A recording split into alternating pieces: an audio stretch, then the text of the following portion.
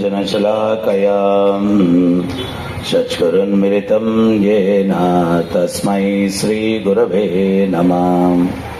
नमो विष्णुपादाय कृष्णप्रेष्ठाय भूतले श्रीमते जयपताकस्वामिनिति नामिने।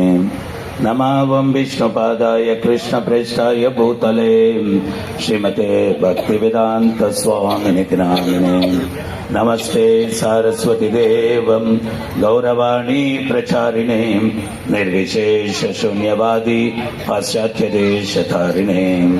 जय श्री कृष्ण चैतन्य प्रभु नित्यानंद श्री अद्वैत गदाधर श्रीवासदि गौर भक्त वृंद। हरे कृष्ण कृष्ण कृष्ण हरे हरे, हरे राम राम राम हरे हरे। हरे कृष्ण, जय श्री राम।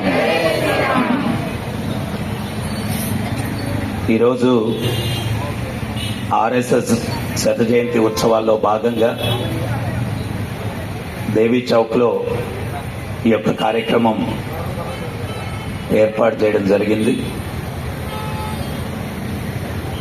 వేదిక మీద ఉన్నటువంటి సోము గారికి, ముందున్నటువంటి హైందవ బంధువులందరికీ కూడా ఆ దేవదేవుని యొక్క దివ్య ఆశీస్సులు ఎల్లవేళలా ఉండాలని కోరుకుంటూ, ముఖ్యంగా ఈ కార్యక్రమం యొక్క ఉద్దేశం ఏంటి అంటే, హైందవ జాతిని ఒక తాటి మీదకి తీసుకురావాలా, బలోపేతం చేయాలా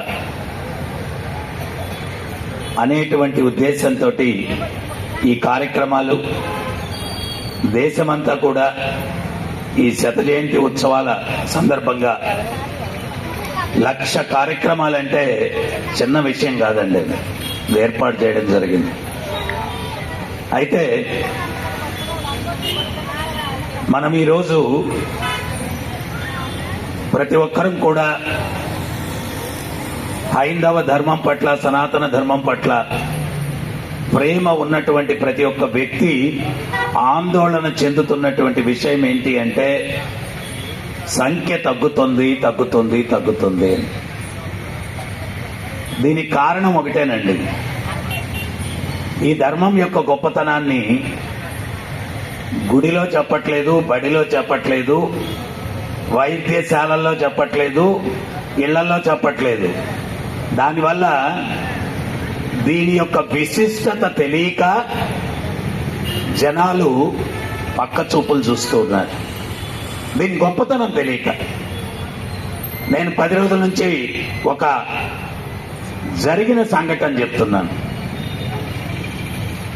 మన మధురపూడిలో సత్సంగం ఏర్పాటు చేశారు కొన్ని సంవత్సరాల కిందట. నేను వెళ్ళాను.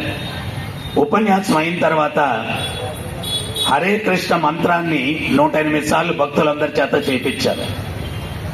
ఆ నిర్వాహకుడు ఒక 10 మందిని దాని దగ్గరికి తీసుకుని వచ్చి, గురుగారు వీళ్ళు కూడా మీరు చెప్పిన మంత్రం జపం చేశారన్నాడు. అందరూ చేశారు కదయ్యా, వీళ్ళు చేయడం ఏంటి విశేషం అన్నాను. స్వామి, వాళ్ళ మతం మారారు, మారిన తర్వాత కూడా చేశారు కాబట్టి మీ దగ్గరికి తీసుకొచ్చామన్నాడు. నేను అడిగాను, ఏమయ్యా మీరు మతం మారారు కదా, మరి ఎందుకు చేశారు నామం అన్నాను. వాళ్ళు ఏమన్నారో తెలుసా, గురుగారు ఈ 1.5 గంట సేపు సనాతన ధర్మం గురించి చక్కగా వివరించారు. మాకెవరన్నా మతం పుచ్చుకునే దానికి ముందు వివరించుండుంటే అసలు మేము మతం ఎందుకు మారుండేవాళ్ళం అన్నారు. మేము మతం ఎందుకు మారుండేవాళ్ళం. వాళ్ళ విద్యాలయాల్లో చెప్తున్నారు, మన పిల్లలు అక్కడికి వెళ్ళి అవి నేర్చుకొని వస్తున్నారు. మన విద్యాలయాల్లో చెప్తున్నామా?